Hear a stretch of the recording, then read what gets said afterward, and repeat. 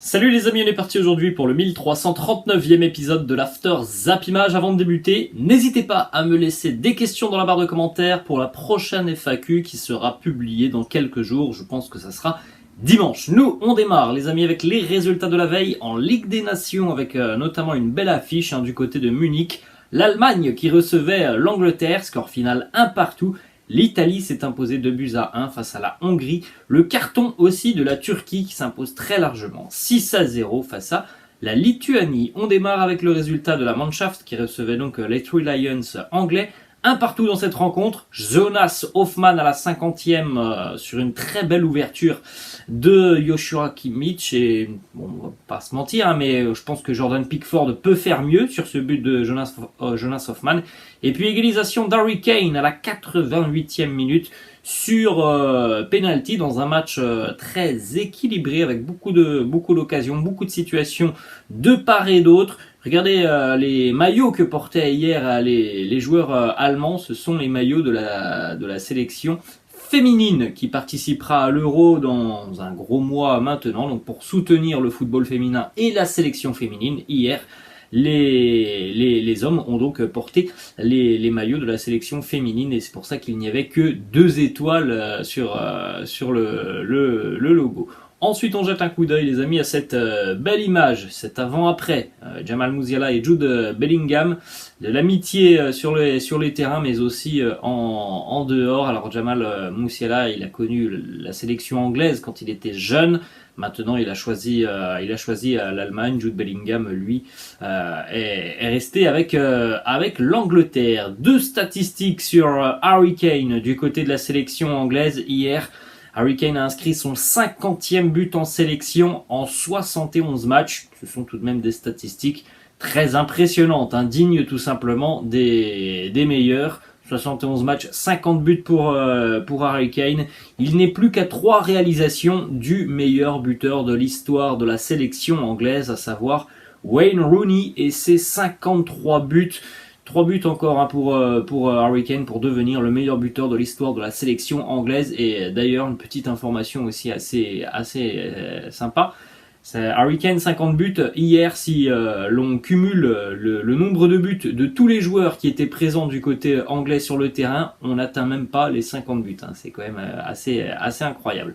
On enchaîne avec le résultat de l'Italie. La Squadra Azzurra qui s'est imposée hier 2-1 face à la Hongrie avec un but notamment magnifique de Nicolo Barella, un but aussi pour Lorenzo Pellegrini. L'Italie est en tête dans ce groupe, mais il est vrai que la Squadra concède quand même pas mal d'occasions. Encore une fois hier, les Hongrois ont eu tout de même pas mal de bonnes situations face à cette équipe italienne. On continue les amis avec un résultat très important en ce qui concerne l'équipe de France et le mondial en fin d'année, puisque c'est potentiellement l'un des 2 adversaires de l'équipe de France en phase de groupe. Hier se jouait ce match de barrage, c'était à Doha au Qatar. Les Émirats Arabes Unis affrontaient l'Australie et ce sont donc les Socceroos australiens qui se sont imposés 2-1. Alors pour la finale, donc ça sera Australie-Pérou et donc l'une de ces 2 nations sera dans le groupe de l'équipe de France. Ce match Australie-Pérou se jouera la semaine prochaine si je me trompe pas.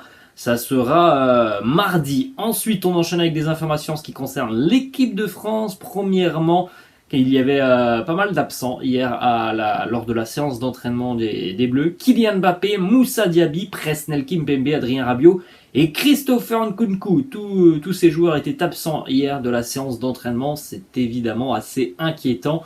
À 2 jours maintenant du déplacement des Bleus en Autriche vendredi soir. Un déplacement qui sera évidemment très important parce que après avoir pris seulement 1 point en 2 journées, c'est une finale. Vendredi pour l'équipe de France du côté de Vienne, et tout autre résultat qu'une victoire condamnerait certainement les Bleus dans cette Ligue des Nations. Petite déclaration de Didier Deschamps sur Mike Maignan. Il nous dit, il a confirmé ce qu'il fait avec son club.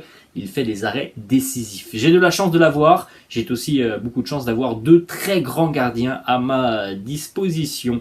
Petite image aussi assez sympa. C'était lors de cette rencontre entre la Croatie et la France. On en avait parlé hier. C'était la 150e de Luka Modric sous les couleurs du maillot à damier croate.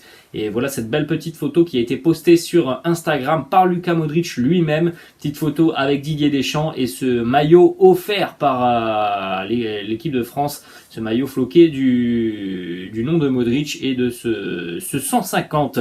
On continue les amis avec une image assez impressionnante. C'était lundi lors de cette rencontre assez particulière entre l'Autriche et le Danemark, ce match qui s'est terminé à minuit parce que pendant 1h30 il n'y avait pas de courant dans le stade de Vienne. Et à la fin de cette rencontre, un trou béant est apparu quasiment au rond central. Regardez par exemple voilà le pied d'un joueur danois qui s'enfonce quasiment jusqu'à mi-mollet. Hein, c'est quand même assez dingue ce qui s'est passé sur cette pelouse. Et heureusement, hein, c'était juste après le coup de sifflet final que ce trou est apparu. Ensuite, on se dirige, les amis, cette fois-ci du côté de l'Afrique avec la victoire hier pour le Sénégal. 1-0 du côté du Rwanda. Un but inscrit à la 95e minute sur penalty par Sadio Mané. C'est évidemment une très bonne opération hein, pour les Sénégalais. Dans la course aux éliminatoires à la Coupe d'Afrique des Nations, grâce à ce but hier, Sadio Mané est devenu officiellement le meilleur buteur de l'histoire de la sélection des Lions de la Teranga, puisque le week-end dernier face au Bénin, il était meilleur buteur à égalité. Mais grâce à ce but, il est désormais le seul numéro 1. Regardez d'ailleurs hein, la forme de Sadio Mané là sur les derniers matchs avec sa sélection.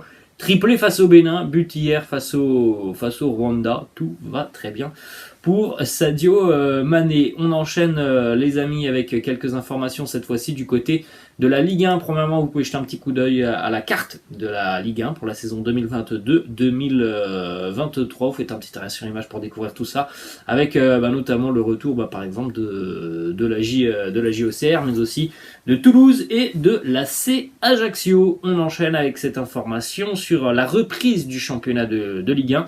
Ça sera effectué donc début août, le week-end du 6 au 7 août. On rappelle, les amis aussi, hein, qu'avec cette saison exceptionnelle due à la Coupe du Monde, il y aura un Boxing Day en Ligue 1 juste après Noël. Et on rappelle aussi hein, que dans la course au maintien, ça va être très compliqué cette année puisqu'il y aura 4 descentes en Ligue 2. Ensuite, on continue du côté de Lille. Le LOSC s'est rapproché de Paulo Fonseca, l'entraîneur portugais, est sans club depuis son départ de la Roma à l'été 2021. On ne sait pas si Jocelyn Gourvenec sera sur le banc de touche lillois l'année prochaine. Toujours du côté de Lille, à partir de la saison prochaine, le stade Pierre-Mauroy va changer de nom. Ça sera un naming donc pour le stade Pierre-Mauroy qui dorénavant s'appellera la Decathlon Arena, de la célèbre marque Decathlon et de la célèbre enseigne Decathlon qui est une marque française. D'ailleurs, Decathlon va investir massivement dans le foot français à compter de la saison prochaine. Decathlon va devenir le ballon officiel de la Ligue 1 et de la Ligue 2 avec Kipsta. Il va aussi donc apposer son nom au stade Pierre-Mauroy de Lille, une entreprise française qui se lie avec le football français. C'est tout de même très, très sympa. On a l'habitude de voir pas mal de naming de sociétés étrangères. Et bien là, c'est une société française. On enchaîne du côté de l'Olympique de Marseille. Regardez cette image postée sur Instagram par Dimitri Payet. C'est chez lui avec ce maillot marseillais à vie. Et il a laissé un commentaire que vous pouvez retrouver d'ailleurs sur le compte Instagram de Dimitri Payet. Hier, on en a parlé, il y avait des rumeurs, pas mal de rumeurs qui annonçaient que les Tigresses souhaitaient faire le gros coup Dimitri Payet.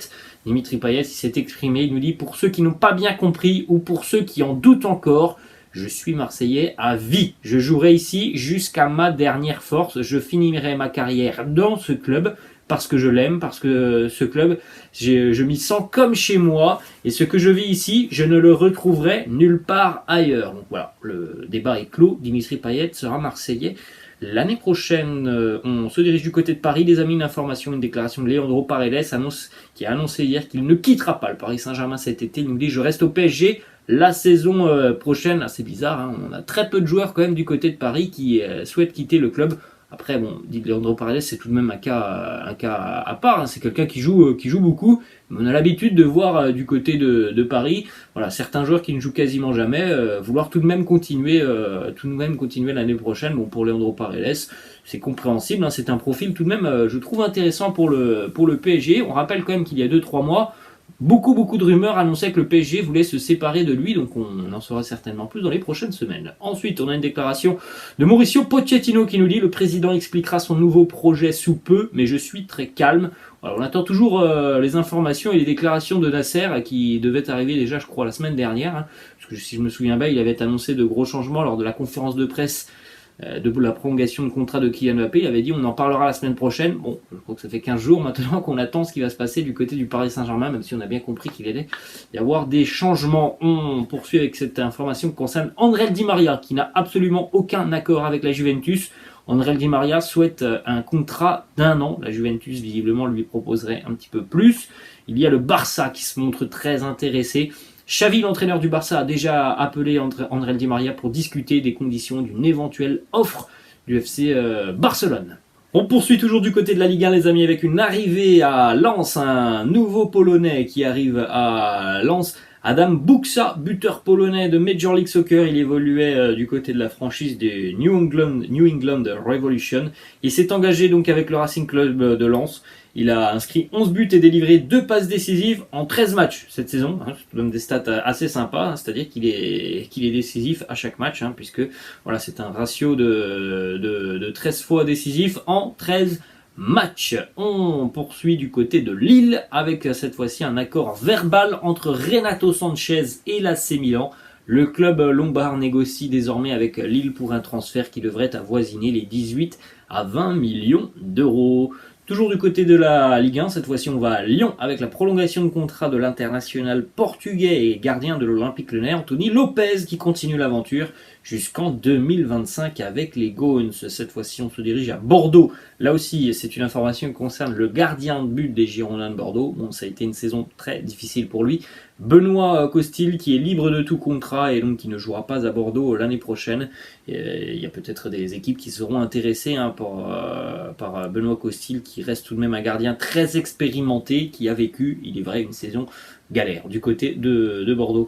On se dirige, les amis, du côté de l'Espagne et on va démarrer avec cette information. Fabrizio Romano l'a annoncé sur Twitter, donc on va attendre la confirmation vraisemblablement dans le courant de la journée. L'avenir de Luka Modric est en passe d'être scellé. Le Real Madrid devrait officialiser aujourd'hui la prolongation de contrat de Luka Modric. Prolongation, le rappel, d'une année supplémentaire. On continue avec la une du quotidien Marca et vous le voyez juste à côté de moi. C'est Aurélien Tchouaméni qui fait la une du quotidien Marca. C'est dit et c'est fait. Tchouaméni sera un joueur du Real Madrid l'année prochaine. Les négociations entre l'ASM et le Real Madrid ont abouti hier. Il a terminé d'ailleurs hier lors du rassemblement de l'équipe de France la première partie de sa visite médicale en tant que nouveau joueur du Real Madrid. Les contrats sont en train d'être finalisés pour une signature. Regardez le coût total de l'opération Tchouaméni du côté de Madrid. Ce sont des sommes importantes tout de même. 116 millions d'euros. 80 millions de transferts, 20 millions de bonus, 16 millions liés aux 19% de taxes fiscales espagnoles, puisque du côté de l'Espagne, on considère Monaco comme un paradis fiscal, donc il y a des taxes, et au total, voilà, c'est plus de 115 millions d'euros qui seront transmis par le Real Madrid à l'AS Monaco pour Aurélien Tchouaméni. On poursuit, les amis, toujours du côté de l'Espagne, on jette un coup d'œil au maillot extérieur des Basques de l'Athletic Bilbao pour la saison prochaine, sponsorisé par New Balance. Toujours des designs très sympas en ce qui concerne les maillots New Balance. On enchaîne, les amis, du côté de l'Angleterre. On a deux informations à Chelsea. Saúl Ñíguez qui annonce son départ de Chelsea. Bon, ça a été un échec total, Saúl Ñíguez du côté de Chelsea. Le mieux pour lui, je pense, c'est de retourner du côté de la Liga. Autre information en ce qui concerne Romelu Lukaku, selon Sky Italy, Chelsea ouvre la porte à un départ en prêt de Romelu Lukaku. Les négociations avec l'Inter vont bientôt démarrer. Le Belge est prêt à baisser de moitié son salaire pour revenir en Italie. Et on va terminer, les amis, avec deux informations qui concernent Paul Pogba et sa décision qui devrait intervenir dans une série documentaire, The Pogmentary, qui sortira le 17 juin sur Prime Video. Vous avez peut-être vu d'ailleurs des prémices sur les chaînes de télé, notamment ça a été diffusé quelques extraits lors de la mi-temps entre la Croatie et la France, donc vous avez peut-être vu ça. Et il se pourrait que donc la décision de Paul Pogba intervienne dans ce documentaire qui sera diffusé sur Prime Video. Bon, c'est assez nouveau, mais on avait vu Griezmann nous sortir quelque chose comme ça il y a 2-3 ans.